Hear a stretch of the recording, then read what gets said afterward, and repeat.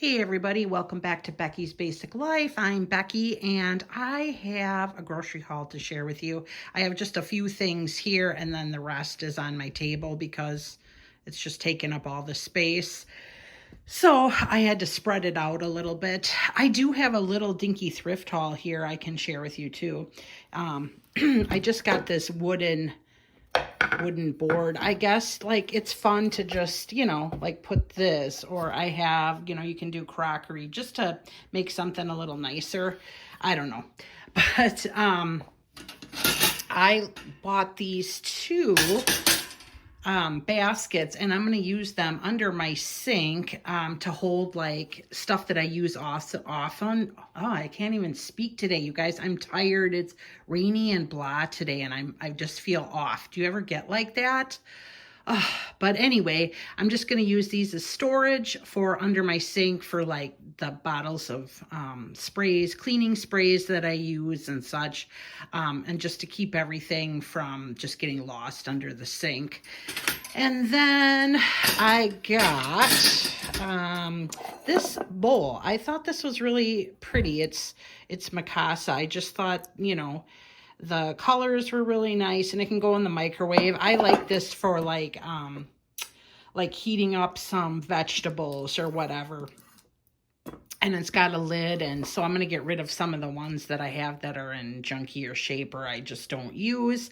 And then I got these two spurtles, I guess they're called. I love these things, you guys, for cooking. I like them better than my wooden spoons, and these were just 99 cents a piece. So I got two more of those to throw in my crock thing that I keep. This is what I'm telling you. Like, I keep all my wooden utensils. And see, I have the spurtles. So these, I have them in whatever, the acacia wood or whatever this is.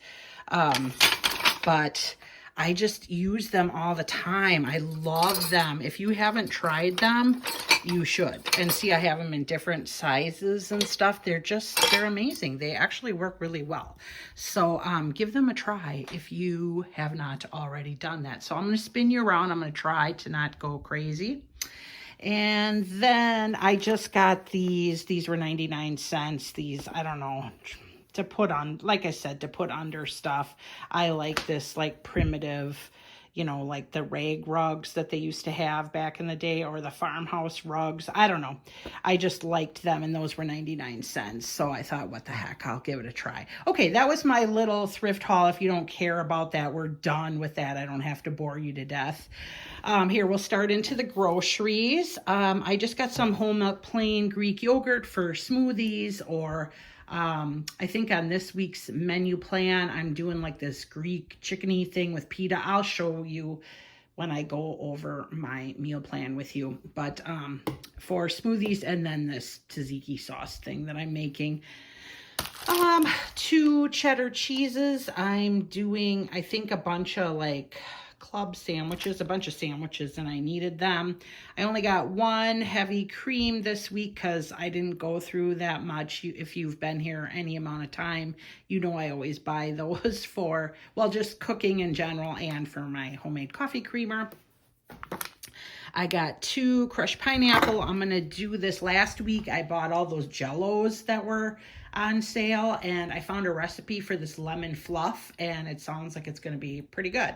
So, and there's crushed pineapple in it, and I didn't have any, so I got that. These were on sale 2 for whatever. They were 5 or something, and we go through a lot of provolone, and I like this because I'm pretty sure this is the, see, unsmoked. I don't really like my provolone smoked. And then I got, these were, I think, buy one, get one 50% off.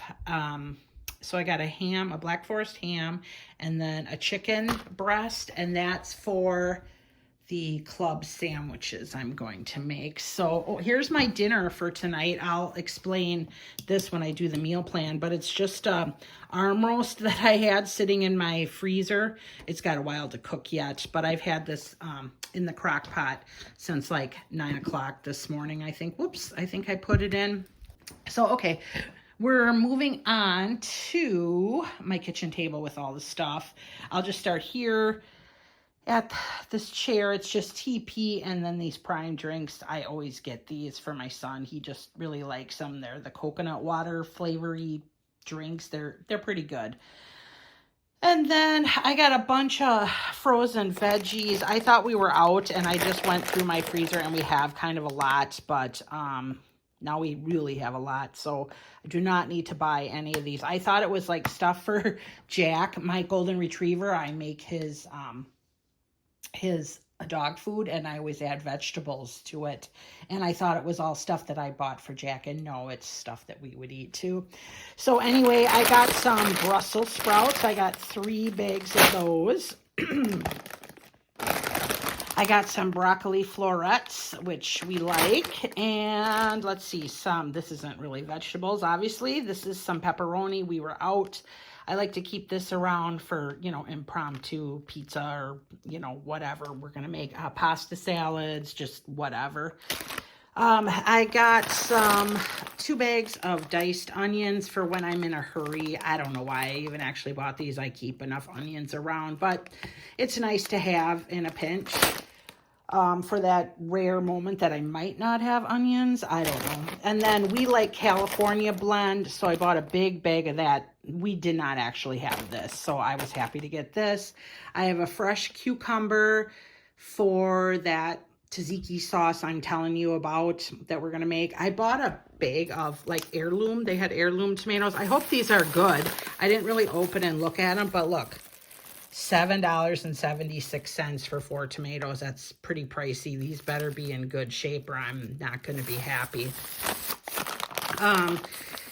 These, I got just some these peppers. I like those. And then I bought this brand too, this fajita blend. It's nicer than having to just cut all of them up and buy all the peppers, because everything's so cheap nowadays. This was a little less expensive than going the fresh route. Excuse me, you guys, I got some mint, that goes in that Greek sauce that I keep telling you about. I'm trying a new recipe. I like the one I have, but this one seems a little more authentic. And I have never had, the one usually make does not call for mint, but I think I want to try it and see if it's better. I got some breakfast blend coffee just because we like the whole bean stuff and it's good, and I think it happened to be on sale, and coffee's kind of getting pricey, so I pick it up always. These little breakfast hams were 2 for $5, so I bought 2 of those because English muffins were on sale, and I bought 2 of those, and I figured we could do little breakfast sandwiches, with the ham, eggs, cheese type of thing. We could do that for just on the weekends or something, or even for a breakfast, or breakfast, even for like a dinner, like if you're in a hurry and you just want something. They gave me broccoli cuts. I don't like broccoli cuts. I only like the broccoli florets because I don't like these little pieces. They substituted and I wasn't looking that close. I will probably just put this in Jack's food because I don't think he cares about the little end pieces. He'll just eat it regardless. I got these sub roll things for some sandwiches, these kielbasa sandwiches. I'll tell you about it when we get to my meal plan. I just bought some more ciabatta rolls. I'll just throw these in the freezer. I like keeping those because we do make fun sandwiches with those. I just got 1 milk this week because I was in good shape with milk. I didn't need much. My husband, we have a smoker, and he likes to smoke the drummies and the thighs, and he used the last pack of drummies last weekend, and he does this. He smokes them, and then he'll eat this for work all week. He takes it to work and has it for lunch. The romaine hearts I got for, I don't know, I think one of the sandwiches that we're having. And I think that's it as far as food goes. Yeah, I think that's it. I think I shared all that. So I'll share with you my meal plan, and then these groceries that I bought will make more sense. Monday we had cheesy potato and beef burritos. Those were really good, you guys. This was a carryover from last week. It was just like ground beef and then your taco seasoning, and you cut up an onion. I stirred in pico de gallo too, because I had it. And then you shred up some cheddar cheese and Monterey Jack, and then you throw that in the pan and let it all melt. And then the potato part is you just, I just fried up some fresh potatoes. I don't know if you remember last week, I got all those potatoes for like really cheap. So I just like cubed up and fried up some potatoes, and then you throw that in your pan, and then it's like all nice. Like you just throw it in your burrito shells, and then I just oiled the pan and then just crisped up the burritos. And they were like really good. My family really liked them. Yesterday we had ham steaks. I made eggs, scrambled eggs. I have cornbread listed, but we had some extra English muffins and I just made those. I didn't make the cornbread. And then we had fried potatoes again with that, and it was good. And tonight is the beef roast that I showed you, and I was going to do mashed potatoes, and I am not going to do mashed potatoes. I don't want potatoes 3 days in a row. And I'm going to do just a green salad. I have to make my, you guys, I don't really love blue cheese dressing. It's, I can take it or leave it, but this homemade recipe is amazing. It is really good. And my family loves it. Like everybody is just like, this is good. I have to make it. So maybe I'll film it and put it in with this video along with, I did an Italian bread for French bread. And you guys, I'm just going to let you know, Italian bread, I'm sorry, for French bread pizzas, or I guess Italian bread pizzas, because that's what I made. And I forgot to show you the Italian bread pizzas. So, but I do have the whole simple recipe, because it's like the copycat supermarket Italian bread, and it's so good and easy, and you guys will like it. So if you want, I will show that. I'll put it in this video somewhere, but I'll try to show the salad dressing too, in case anybody's interested in that. You will like it. If you like blue cheese, try it. It's super simple and it's so good. Okay, Thursday we're going to do the club sandwiches. That's what the meat and stuff was for. And then the burger buns, obviously, we're going to just fry up some burgers, or not fry them up, but my husband will grill them up, and we'll just do that. That's an easy peasy thing for Friday. And then Saturday, we're doing Greek chicken pitas. That's what I need for those, I keep talking about that tzatziki sauce or whatever I'm making. That goes with this. And then my sweet treat for the week is that lemon fluff dessert that I was telling you about. That's something new I'm going to try. And I think that'll be good. And then on Sunday with those rolls, those like not Kaiser rolls, the like sub rolls, I'm making these awesome kielbasa sandwiches. I don't know if they're awesome. They look really awesome. You fry up some kielbasa and onions, and I think it's the peppers too. And then you put like cheese and stuff, and you put that all together on your sandwich, and it sounds like it's going to be amazing. It looks really good on the picture. It could suck. I'll fill you in on if that works. So anyway, there's that. That's my menu for the week. And we've liked these, I said these were really good. I'm not crazy about the ham steaks we have. They're from our hog, and I mean, I have a couple left and I just have to eat them up. So like, I don't love them. I only really like ham from this one place, and this is not the place that we got it from. So I like eat them just to not waste them. So I'm never happy when I have to make that. Do you guys ever have that where you're like just eating up stuff just to not waste, but you're not excited about it? This dinner should be good. Club sandwiches are always yummy, but they're just time consuming to make, because I do it with like the 3 pieces of bread and I was going to say Q-tips. I mean, toothpicks and everything. So, that's, it's fun. My family likes it. So anyway, there's that, and I will let you go from here. I will see you next week. I will share with you the recipes I did put together, because I know people were asking for recipes that I would do stuff. So I just decided, I'm like, I'm just gonna do it. I'm sorry, this recipe isn't super exciting. It's just the Italian bread, but it is really good. It's like the copycat supermarket bread that you get from the bakery portion of your supermarket, and it's like really good. So well, I will put it in here, and then I hope you guys enjoy that. Oh, you know what? I did miss a few things. I missed the eggs that I bought. Oh, here's the Cool Whip for the for that lemon fluff thing, and then here's bread for the club sandwiches I'm gonna make, and here's the rolls. I'm like, I could have sworn, I'm like, I don't think I showed that, but it's all this, it's bread, you guys get it. It's no big deal. But I've been buying a lot of eggs lately because we've just been eating a lot of eggs. I don't know, egg sandwiches, and then a friend of mine is like, oh, egg salad, and so I don't know, we've just been eating a lot of eggs. So anyway, okay, I'm gonna stop here, and I hope you guys are doing great, and I will see you next week. I'm going to insert my recipe here, and I will talk to you soon. Bye. Okay, folks, here's everything you'll need for this Italian supermarket bread. I know you will like it, so let's get started on this. First, you'll need some olive oil, some sugar, flour, I think it's like a 1/4 cup of non-fat dry milk, some water, potato flakes, yeast, salt, an egg, and sesame seeds. The egg and the sesame seeds is like the wash you put on before you bake it, and then you add some sesame seeds, and that's only if you want. If you don't want that, then don't worry about it.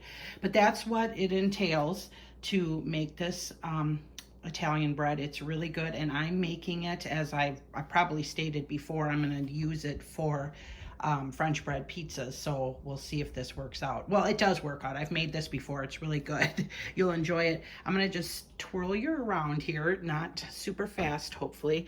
And I already have, if you can see, my yeast and water and sugar, just to make sure my yeast is bubbling.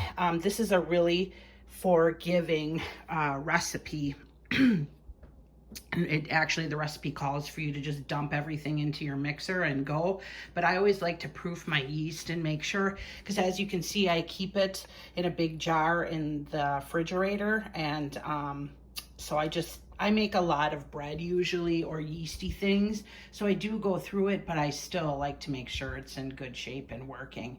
So I'm gonna get everything else together and add it to the mixer, and I will show you. I mean, do you want to know the whole full recipe? It's like 4 cups flour and a 1/2 cup of potato flakes, and the sugar is just to add to the water and yeast mixture to get the yeast foaming and going and proofing, and just a little bit of it's like a 1/4 cup of the non-fat milk. The water you already saw is in there. The yeast is already in there. This salt, oh, by the way, you guys, you can use just regular table salt, but this is French salt, and it is so good. It's like the Celtic French salt or whatever, and it's so good. And it's bigger granules than just like table salt, and you can totally use table salt. I just buy this salt because I love it so much for bread. And I don't know if you can see that it is like bigger grained, and it's just so wonderful and beautiful. It's really good, and it really adds nice flavor to breads. So that's what I use that for. And then the olive oil, you just add like 3 tablespoons. I'll show you everything mixed up, and while it's kneading, because it takes about, I'd say 8 to 10 minutes to knead, and you don't have to do this by hand. I'll just throw my kneading, I don't know, kneading thing that goes on here, you know what I'm talking about, and I'll have it knead for the 8 to 10 minutes, and I'll show you how that all looks. Okay, here is everything in my mixing bowl. That's the 4 cups flour, 2 tablespoons of 1/4 cup dried potato flakes, a 1/4 cup non-fat dry milk, the salt, and we saw the sugar and the yeast and the water together, and then 3 tablespoons olive oil. I will have the whole recipe on my blog from hearth2home.com, and you can, I'll show you in depth more pictures and the full recipe. If you want to make this, I will leave a link below and you can get it there. Okay, now you can get it, let's get it all mixed up. I just, like I said, I put the dough kneading thing on. You can mix it all and use this one first in your mixer, or you can do this by hand, just in a bowl, and mix it all up and do the kneading by hand too. You don't need a mixer. It's a little more helpful. So we're just gonna mix all this up, and I'm gonna turn up my blender, my mixer, and get this all together. And see, it'll start coming together and pulling away from the sides. And see how nice and fluffy it is? It mixes up very quickly, very quickly.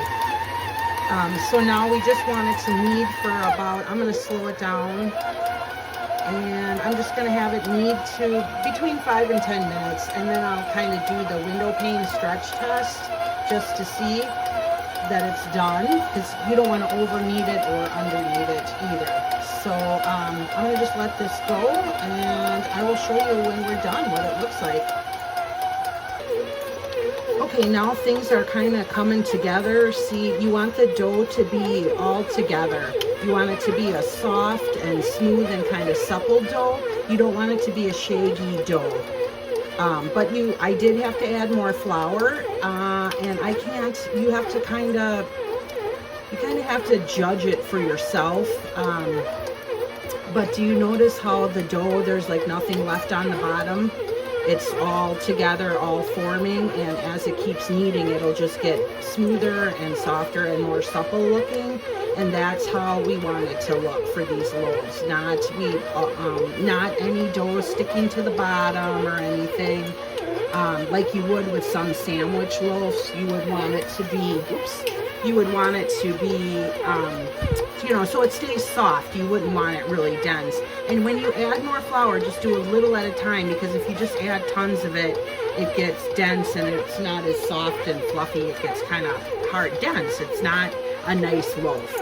It's still edible, but just not as nice. So we're gonna let this continue to knead for a while, and then we'll check back with it in a little bit.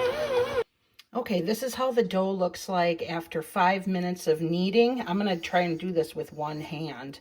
It's getting pretty stretchy, and it's not breaking. So it's probably, whoops, I just put my finger through. It's pretty stretchy. I think we could go a few more minutes to do the window pane test here. You just pretty much want to do what I'm doing. You want to stretch your dough out and see how thin you can get it before it's tearing apart. I'm doing this one-handed. This is horrible. I think this is actually really okay.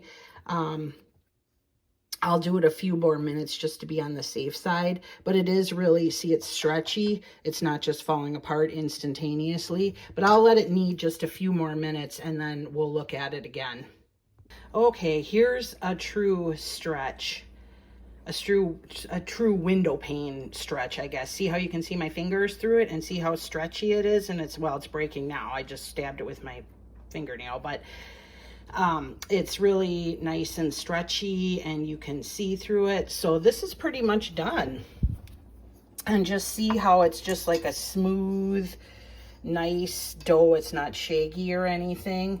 So now we can I'm just gonna drizzle this with a little olive oil, just so it, when I get it out, when it's done rising, I can get it out easier. I just drizzle it with a little olive oil. I will cover this with a towel, and we're gonna let it rise for about an hour, hour and a half. You just want it doubled in size. And then we will take it out and we'll cut it in half. This makes 2 loaves, if I didn't mention that earlier. And then we'll let it rise again for an hour. After that's done, we'll just make a couple little slashes in the loaf and put a little egg wash on there and some sesame seeds, and it'll be ready to throw in the oven. So you can really have really nice Italian French bread. Italian, is this Italian, French, whatever, Italian bread, I guess, in like 2.5 hours. Well, we'll say 3 hours, because after making it and letting your oven preheat and all that, we'll just say 3 hours. So really this does not take that long, and the results are phenomenal. So I'm gonna cover this up and let it rise, and look, I have tons of flour and a big mess to clean up. So I'm gonna do that, and I will be back with you. Okay, here is the dough. It is risen. It's been about 1.5 hours. I was busy. I did some other stuff, and it has risen. So I'm gonna take it out of this bowl here, and I'll put it on the counter. I cannot do this one-handed, so hang on, I'm gonna do it and then I'll show you what it looks like. Okay, here it is. It's out of the bowl. It's in 2 halves. I'm gonna roll this a little bit just to make it into a loaf. And sometimes I'll use this and I'll flatten it and then just kind of roll it. These, I don't know, otherwise it's more like a cinnamon roll, you know how it rolls that way. I don't mind it so much for like if I'm going to throw it in a bread pan, like make like sandwich bread, but this one just try to shape into a loaf, and do that. And then I have this pan, this Italian loaf pan. You don't have to use this. You can just put it on a, on just like a cookie sheet. You know, I have it on a cookie sheet because I've sprayed it with this, and it leaks otherwise, you know, because there's holes in it. And this makes it real crispy. You can just get this on Amazon or any kitchen store. They have bigger ones even, like you can do 4 loaves or whatever, but I just have the 2. And again, you can just put this on like a sheet pan with some parchment paper, or just oil a pan or whatever. And I'll show you how this looks. So you just put your loaves in here, and when it rises, it stays in shape. If you do it just on a pan, on just a sheet pan, it will spread out a little bit more. It won't be quite as, you know, skinny. I guess these help keep its shape a little better, and it's nice because it's got the holes and it makes it real crispy. So that's the benefit of this. But don't feel like you can't make this bread if you don't have the pan. So I'm gonna quick shape these, and I don't know, maybe I can set something up so you can actually see me do this. Hang on a minute, you guys. Okay, you guys, my tripod is like awful. I just can't get it to show well. So I'm just gonna do it like this. You saw how it was like a mound of dough, and I just flatten it a little bit, and then I just kind of roll it. Or you can roll it, or you can bring side to side together. I'm just, because I'm doing this one-handed, I'm gonna kind of roll it. And see, it turns into a loaf. And you just wanna tuck your ends.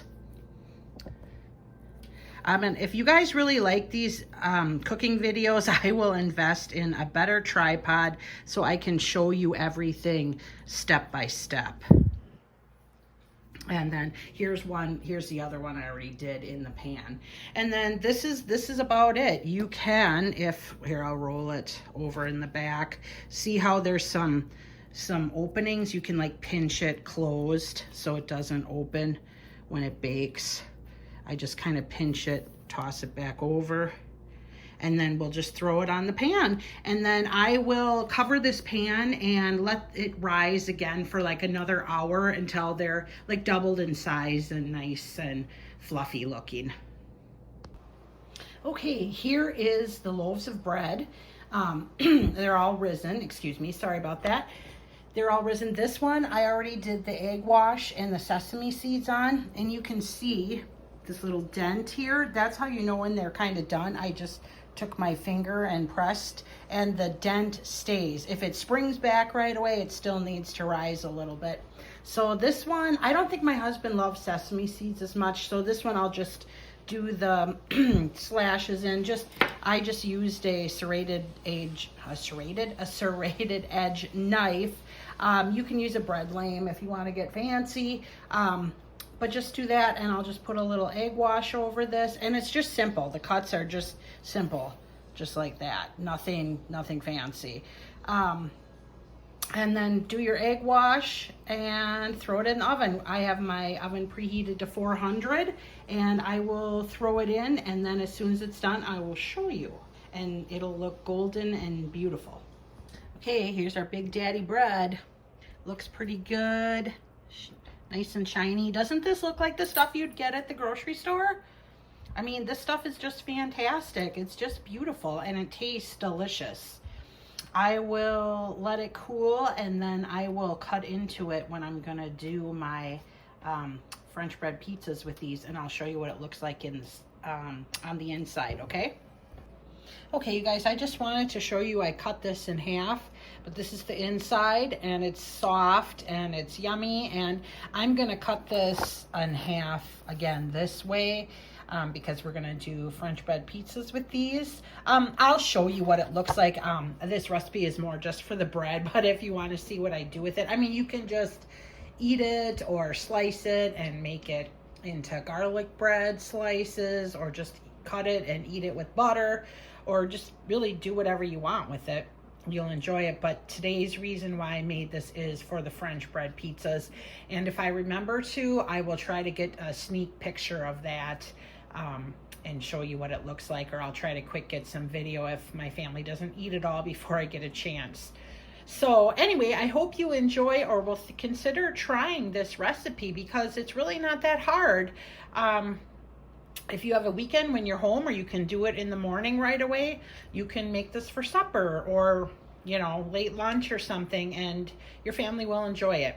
So again, you can find the recipe on my blog from hearthtohome.com, and again, I will leave a link to that below for you in the description box.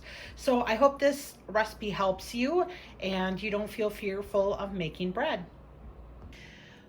Okay, you guys, here is everything for the blue cheese dressing. I'm gonna just quick whip it up before supper tonight, so I'm just gonna share it with you.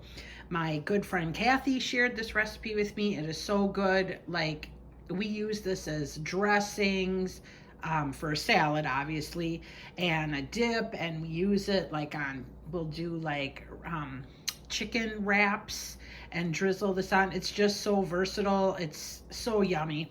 And the star of the show is the blue cheese. I don't love blue cheese because it can get kind of tangy, like, whoa, crazy pungent almost. This brand from Aldi is the star of the show. It really is good. And it says right here that it's smooth and creamy blue cheese with a subtle tang. So it's not overly crazy like, you know, how some blue cheese dressings can be. This is awesome. So anyway, it's just a container of blue cheese, some white wine vinegar, some buttermilk, a couple tablespoons of mayo, a couple tablespoons of sour cream, some garlic powder, black pepper, and salt, and that's all it is. And you just mix it up. I sometimes use my immersion blender. Sometimes I don't. It all depends on how chunky the cheese is and if I can mush it up enough. But anyway, I'm gonna get this all started. The first step is to actually put the blue cheese like in this bowl, obviously out of the container, and then you'll put 6 tablespoons of this buttermilk in here, and then you'll kind of mush up the blue cheese the best you can, like make it into smaller chunks, and then you're going to add the rest of this. And let me get this all going so I can show you. Okay, here you go, guys. This is the blue cheese and the buttermilk, 6 tablespoons, and it's more like more like almost a paste now that you've kind of mushed it. I used my potato masher. You can just use a fork and mash it. You cannot do any mashing and just take your immersion blender and mix it in that way. But this is pretty good. I'm going to leave it like this. See, it's pretty lumpy. You know, it's not completely smooth by any means. So then I'm going to take my white wine vinegar it is. I have added 4 teaspoons. That's just measured with love. I don't measure that much. It's pretty, such a basic recipe. You can't really screw it up. And then this is, I'm adding 6 tablespoons of mayo. So there's that. Not real mental. You can, I'll probably get a whisk and whisk this all together. I'm gonna add the sour cream now. That would be 6 tablespoons too. So 1, 2, 3, 4, 5, and 6. And we're gonna add a little salt, not all of this because that's a lot. Some pepper to taste. And about, I don't know, a half a teaspoon or so, or depending on how much garlic you love. There's that. And then really you just all mix this together. Like I said, you can get an immersion blender, and I'll show you what it looks like with an immersion blender. I'll stop being lazy. I'll get it out for you, and I'll whip it up so you can see it. It is nice. Like, I mean, this would be fine if you liked it, but see how it's kind of, let's see, lumpier, I guess. Can you see that? If you use the immersion blender, it's not as lumpy. And I feel like the blue cheese gets more, you know, you don't just get a big bite of blue cheese. It's more like throughout the whole dressing, instead of just being big chunks of it. I mean, it's not terrible, but you know, if you can make it a little smoother. I'll get my immersion blender and I'll make it smooth for you. I'll show you. Hang on a second, you guys. Okay, you guys, see, I used my immersion blender and it is, see how smooth it is now? There's no like lumps. If you like lumpy blue cheese, by all means, don't use your immersion blender. But I had a taste of this off of my fork before I did the immersion blender. And with it being chunky, you really get more of that blue cheese, like more like in your face blue cheese taste.